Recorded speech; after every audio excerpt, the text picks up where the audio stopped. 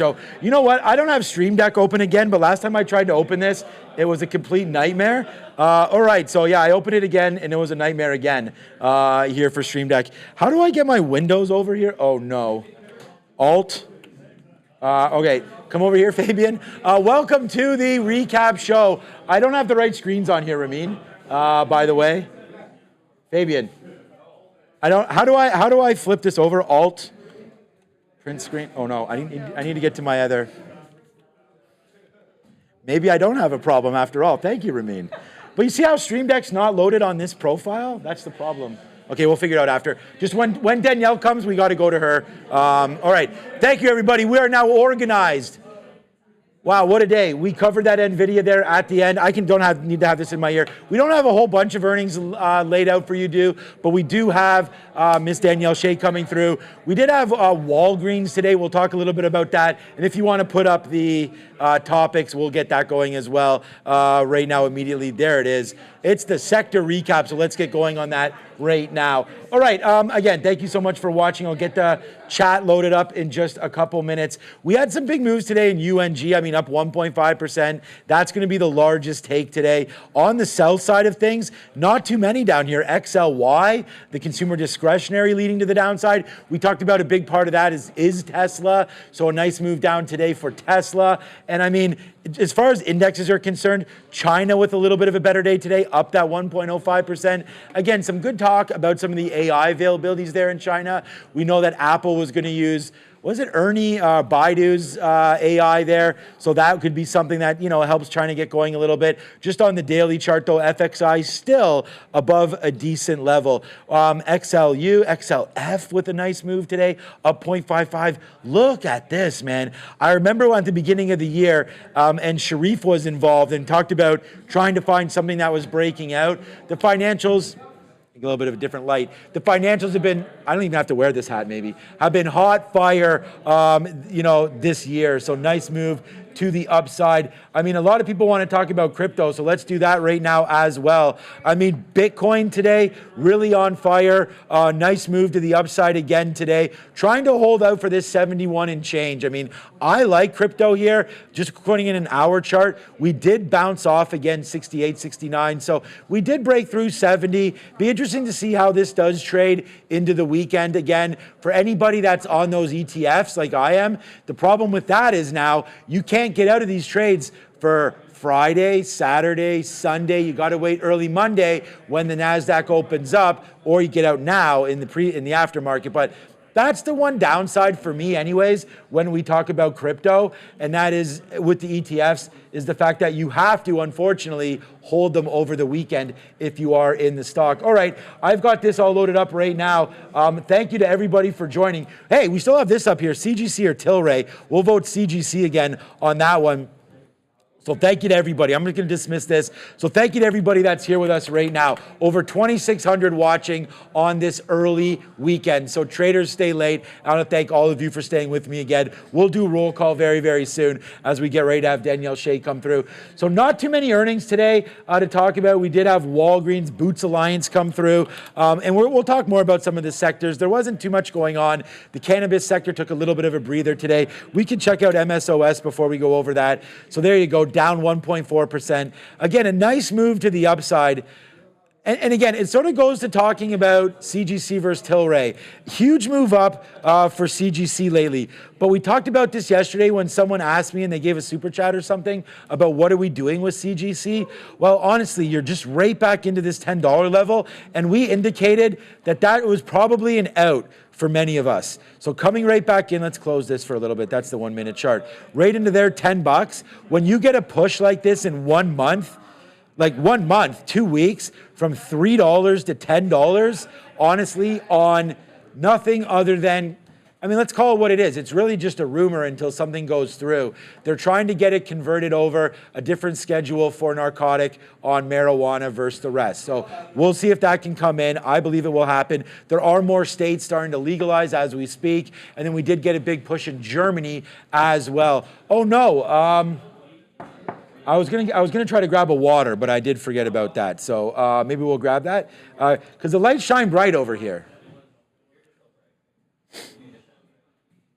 Appreciate it, Fabian. All right, so there we go. Nice little move to the upside there. $10 and change for CGC. Let's have a quick look at Tilray today. And again, the similar move, right? $1.60 up to $2.40. So it's a double, but still a beautiful move. Not even a double, my bad. $1.60 up to $2.60. So Tilray not as exciting as CGC. Maybe a more solid company. As you see, it doesn't have the huge swings. Nice move up for Tilray. Either way, you're right back to September highs. No pun intended on that one. We had a good trade on Nvidia at the end of the day. I don't know if this name's rolling over or not. I actually get the feeling that technically we are not rolling over at all on Nvidia. I want to buy the dips. I still feel like this name is pretty strong to come in here on Nvidia. So, oops, that's Prosper Pro. We don't need to, I'm going to try to log into this. But I don't know if Nvidia is, and should we be buying Nvidia down here, Amin, or what? What do you think? You like these levels down here? Stunning, absolutely stunning. Therefore, Nvidia. So we'll have a look at that, a very interesting level. Sorry, I'm trying to log in now so I can show you some of the hot fire trades that we had on Nvidia. We could have done better on Nvidia, by the way, today, but it was the P&L #1 stock on the show here. This is the problem. We had Randy filling in. I want to thank Randy, but I didn't give myself enough time to run over here and start to log in everywhere. Let's check in to see. We don't do this enough, I feel like. Do whatever I want to do. Let's go compare profits. Let's see who made the most money yesterday here at Real Trading. Shout out to Hydration Nation and all my people out there. That's rocking with us. Look, we're doing this, man. CNBC has some old guy on talking about something. Oh, we have an old guy on too. What's up? All right, so here we go. Yesterday, actually not too exciting, actually. We're expecting bigger numbers. I don't know. This is not that good. Well, it's okay. $6,000 yesterday for the TSX is the #1 trader. We're normally in like 5 digits here. So a little disappointed in these numbers. Again, this is from Real Trading. And then we had one trader yesterday somewhere in the company make $5,000 on both Amex, NASDAQ, and New York. $3,000, $3,000, $3,000 all the way down. Then some random markets. Oh, shout out to CSE right there, coming through with 1,400. And then someone in Hong Kong at $1,000. So we talked about this on the podcast. And this is not just because those numbers aren't that huge. You got to trade whatever the day gives you. And honestly, it's like instead of posting every day, I made $10,000, I made $5,000, then you don't hear from the guy in a week. It's probably because he put up horrible numbers. That's not what we're about. We publish these numbers for anybody to see. So if you're part of Real Trading, you can go in and see those numbers and talk to your trading development team in order to get those numbers and find out where those are. I'm going to call up realtrading.com right now because quite frankly, we do not do that enough on this show. So here we go right now. This is the prop firm that I'm working for. It's Real Trading. Over $3 billion worth of trades, 400 million shares, 50 plus markets, and over 3,000 traders, both included in that would be sim mode and real mode. So shout out to Real Trading. If you are located, unfortunately, anywhere other than the United States, you can become a member of that team right there. And scan the QR code on your screen right now to become a part of that and get some more information. And hey, even if you are in the United States, just say, hey, what's up? I saw this on Trader TV Live and I'm interested. Potentially change is coming. We'll see. I mean, I don't know. We'll see what's going on. All right. So I did want to talk about something because we did have an earnings play today and it's Walgreens. I'm going to throw over to another chart here and go to a 1-minute chart. I'm going to throw this into a 5-minute so we can have another quick look at this. So today we had Walgreens come out, and again, it was on our watch list. So a big note today was that they actually, I'm just double checking because I thought they beat on top and the bottom right here on Walgreens. So let's just pull this over here and have a quick look. So here's Walgreens Boots Alliance, trading lower in the pre-market, adjusted forecast 2024 downwards. Right, so that's what it was. So they did beat top and bottom line on Walgreens. But the reason why I want to talk about this is because of how messed up trading earnings can be. All right, so let me actually go into now, let's go into a 2-minute chart, just so we can even show you how dramatic this is.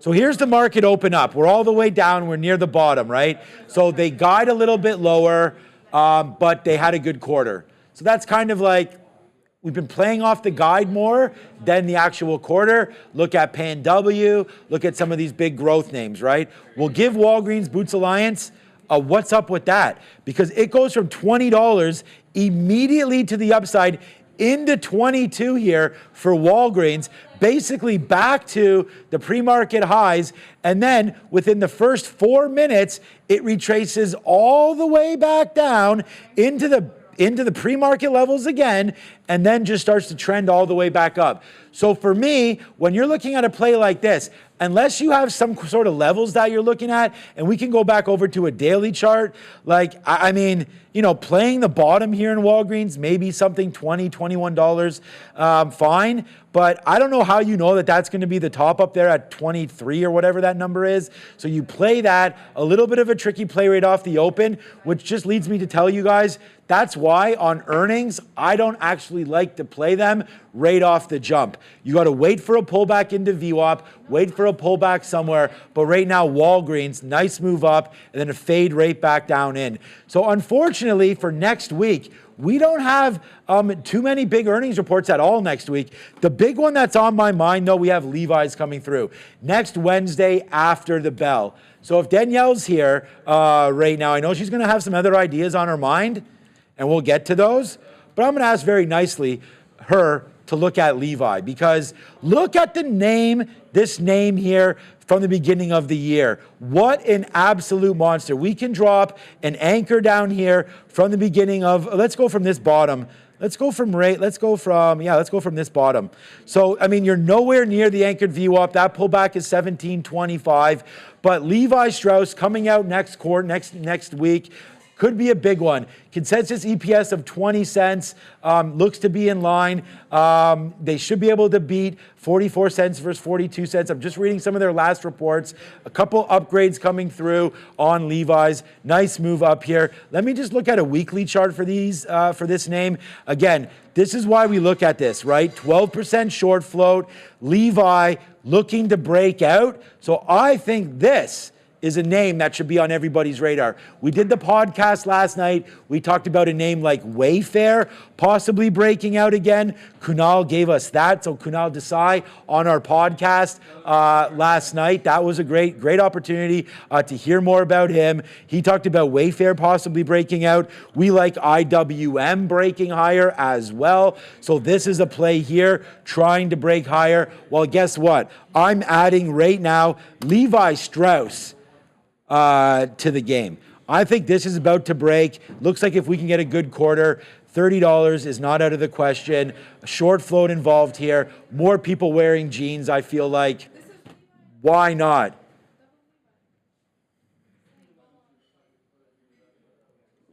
Ramin showing me that she is wearing 2 pairs of Levi, both pant and shirt. Better known as, see you, Adara. Have a great weekend and happy Easter to you. Better known as a Canadian tuxedo. Did you know that, Ramin? Yeah, she knows that. But there you go, Levi. So, hey, look, if someone as cool as Ramin is wearing Levi, and I say that actually being the truth, because it's these kids these days, you know, it's whatever's hot. Like, you can really see that we've had a big move up in a lot of different things that have been sort of trendy as of late, as you guys know. You can even just look at something like Bitcoin that starts going. Look at Reddit, the hype behind that when they get behind it. We've seen GameStop and AMC that get behind those kind of names. Recent IPOs like Kava, Birkenstock, whatever. Let me check out Birkenstock. That was one that was holding well, right? And then Birkenstock right now, is Birkenstock's not cool anymore? And she's wearing Birks. Hello. But yeah, look at this, man. Another good report for Birkenstock up on the IPO. So there you go. So another good one. Levi's with Birkenstock, the spring attire around here for Toronto. So I do not have my Trader Talk thing. If Danielle is ready, then I am ready to speak with her.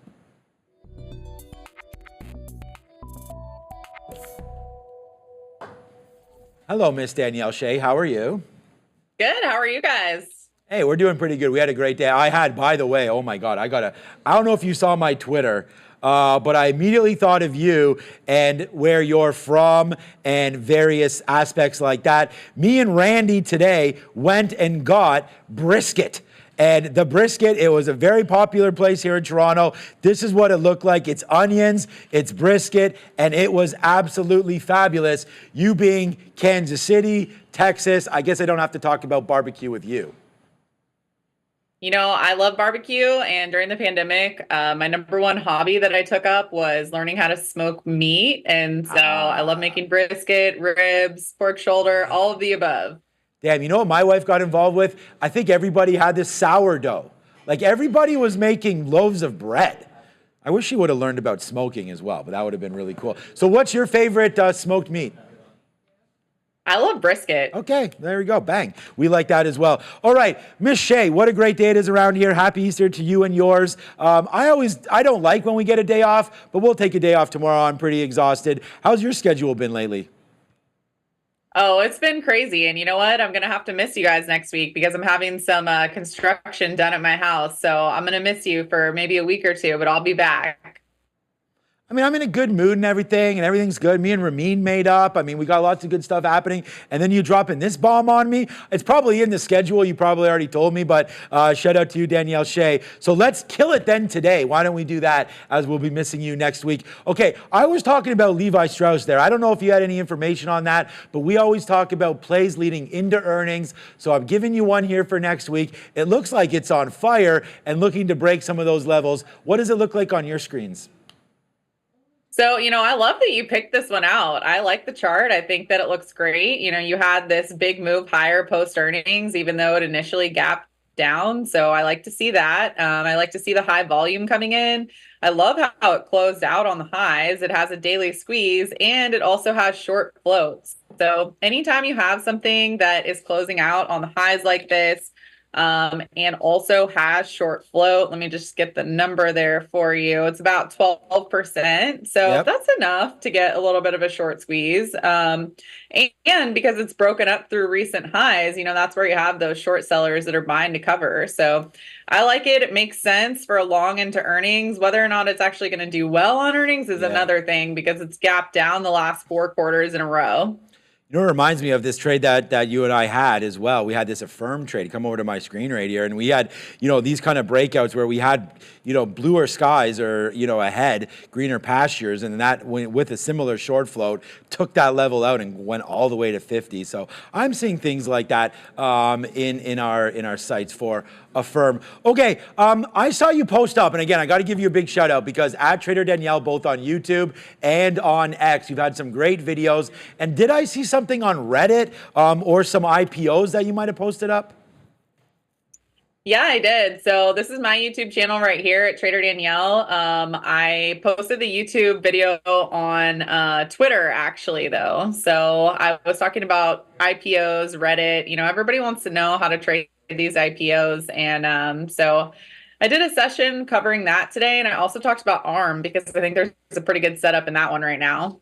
All right, yeah, actually, I was a little bit upset just as a day trader today that we talked about this 128 level for a short on ARM, and it was just because if we sort of scroll back out here, if and when I've had a very much of a love-hate relationship with charts today. I don't know if you've ever had those situations where it's like some days everything's working great and other days is like, where am I? And I feel like I just switched desks and I still can't figure things out. But okay, come back over here quickly. I like this 128 level and I just feel like, who's over there? Fabian, hey, what's up, my guy? I feel like this 128 level, I should have been short right there. So are you going to tell me that was a missed opportunity? Or are we going to get 128 again? You like the long or short, Miss Danielle?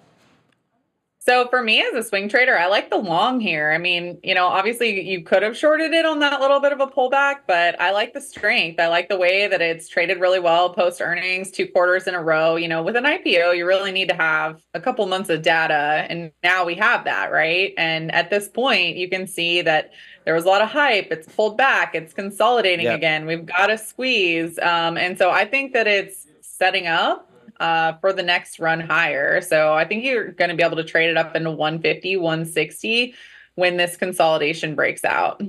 Okay, so there's been some questions in the chat. Maybe we'll go over those, but I want to get to anything that you may have as well. No, I really like that ARM trade building up down here at 125. I think that looks fantastic. And again, is May 8th too far to start worrying about their earnings now, or would you like to get positioned maybe for a long now, or is May 8th just too far out? So it's not too far. It's a little far out, but it's not too far out. So this is my tool. It's called the earnings hot zone. It basically draws levels on here so you can see once you're getting closer to that earnings report. Okay. And so this has basically drawn a level on April 9th. So it's showing you that that's when you're about 21 bars away from that earnings report. And so I generally try to take entries. It's not that exact day, right? It's around this zone, but I like to do it when they're pulled back and when they're consolidating. So sometimes it's a little bit earlier. I think Microsoft is a great example because this one is one where you might have thought, well, it's a little bit early before the earnings report. You have the earnings report here, but when it's pulling back and when it's consolidating, even if it's a little bit earlier, you're going to get a much better entry than waiting until you're closer to earnings if it's already made a high.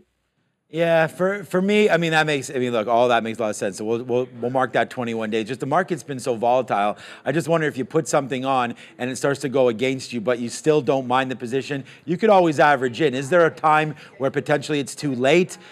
Is there a spot where you say, you know what, I'm now just gambling really, and potentially I don't want to average into any of those positions? I know options can be very binary, right? I mean, you could lose it all if you get in too early and potentially cover. Have you ever covered before an earnings report because it just kind of fell apart? Oh, definitely. So, that'll happen sometimes where, you have a strong stock and for whatever reason, maybe news hits, or sometimes, with the recent bear market, the market will just turn on you and everything rolls over. And so that can definitely happen, but it's just important to have your stop zones in mind. So I think with ARM, you have a pretty critical area of support that comes in really between 120, 125. Depending on where I got in, I may give it down into the 50 simple All right. at 115. But I think if you got in here, you could have a pretty tight stop at 120 for a swing trade. And then if you wanted to wait for a deeper pullback, the 50 simple, if you get that. A lot of people, really, really loving all this content. I want to thank you, Ms. Danielle Shea. But before we go on about stocks, because, stocks are fun and everything, I want to know, did you plant anything yet? You got any animals running around? What's going on over there? Man, I have a lot of work with my 2 kids right now. And so I haven't even had time to get the animals going. I did. Put your worst half to work over there. He's gotta start planning for you. You know what I mean? Get some plants out there, get some trees. Promise me you put a fig tree at some point when you get some time. So we have some apple trees and I have blueberries and I just got a bunch of lettuce and that's what I'm going to plant first. Lettuce. But that's all the progress that I've made so far. Yeah, I'm like a romaine lettuce kind of guy. I like romaine lettuce, so I think you put that in there. Watch out, man. That stuff grows like weeds. If you got to watch. You know, the thing about lettuce is you get those little. No, not the heart. That was the best part. Those little worms or the grubs or whatever in there. We get them here anyways. Maybe you don't get them there. Be careful with those. Okay, what name do you want to talk about? I thought I saw Eli Lilly on your screen. Is there something you want to go? I'm going to see if the audience has a question though, but anything you want to talk about before I maybe open it up?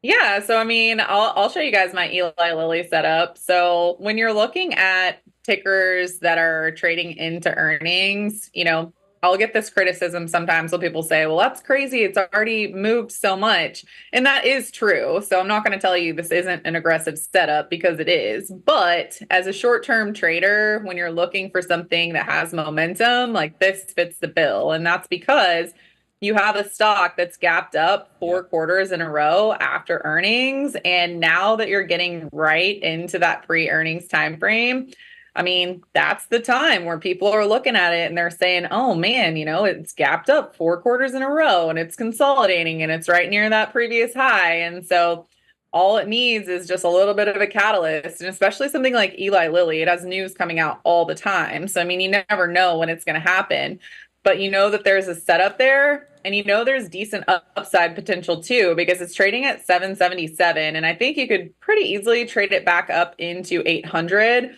But above that, you have higher price targets at 820 and 850. So I like this one. It's got earnings coming up. It's also separate from the whole tech AI thing. So, we're seeing a little bit of weakness in the NASDAQ right now. And I believe Eli Lilly now. I doubt it's going to stay, but it's a little bit separate, you know? No, I mean, it has that momentum behind it. I mean, all you're looking for is catalysts. We have those GLP-1 drugs. And honestly, I feel like that's a great call because in their conference call, they may increase their total addressable market because they have a couple other drugs that they're looking for as well. Okay, so the question I have for you that does come from the chat, and this is going to be right up your alley. I mean, I think all stocks you could probably handle pretty good here.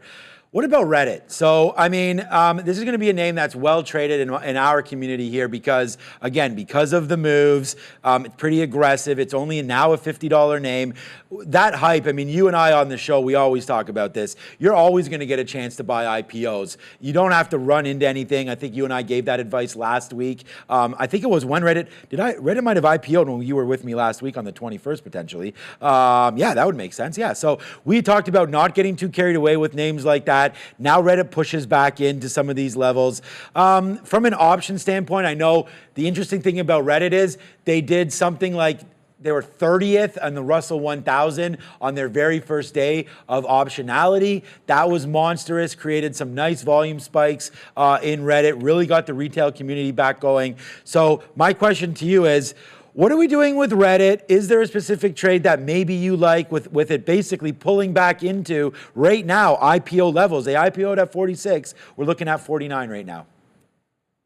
Yes, I mean, like we talked about last week, it's important, I think, to not buy it the very first week. I mean, you know, you can see that it rallied all the way up into 75, and that, you know, if you bought it there, you're already down quite a bit. So you have to keep in mind that always happens, right? And so if you want to buy the shares, it's generally better to wait a couple weeks. But, you know, one thing that you can do specifically in the options market, because I always have people that say, you know what, I don't care. I know it's moving. This is a long-term hold. I want to buy it. How can I do it?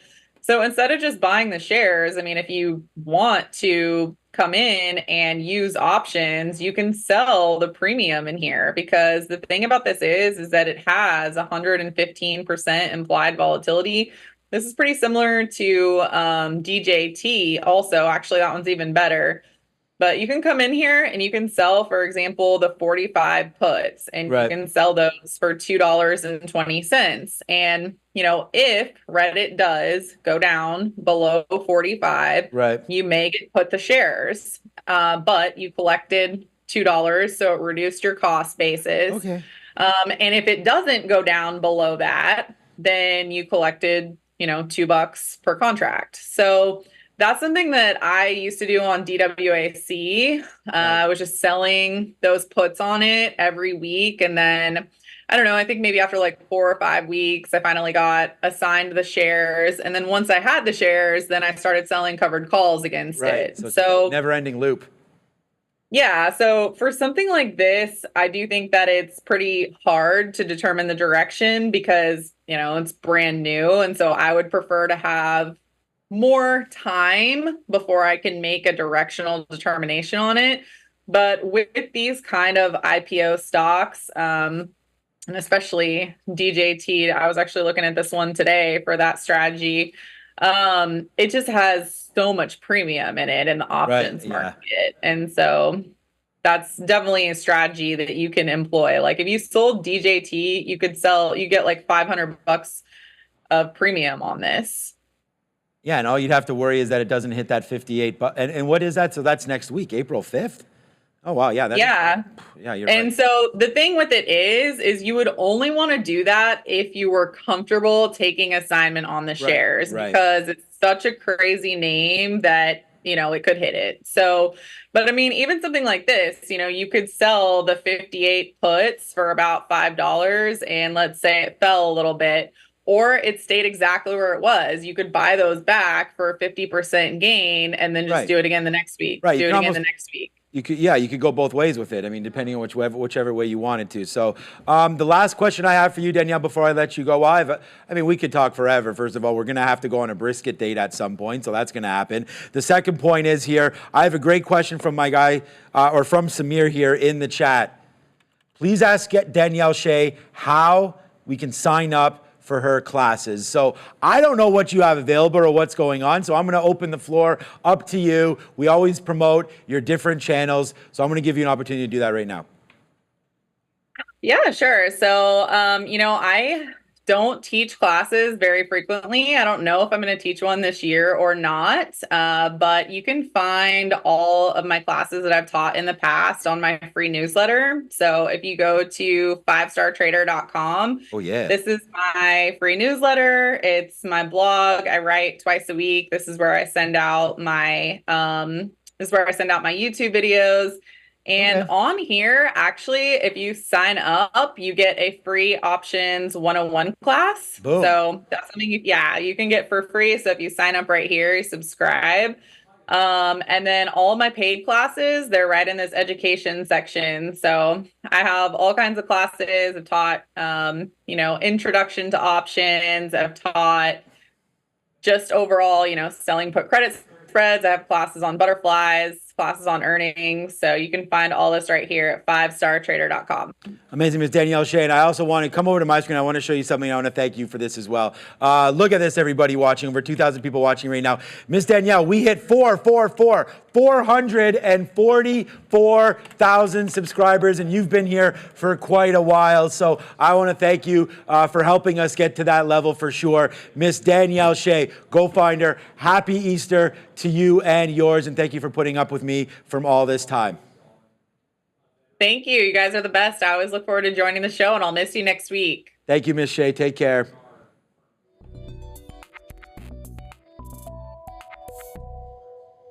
All right. I should have asked her to stay in the chat, but if we're lucky enough, maybe she'll stay in there and you guys can ask her questions. But the one thing I have to tell you all is, which camera?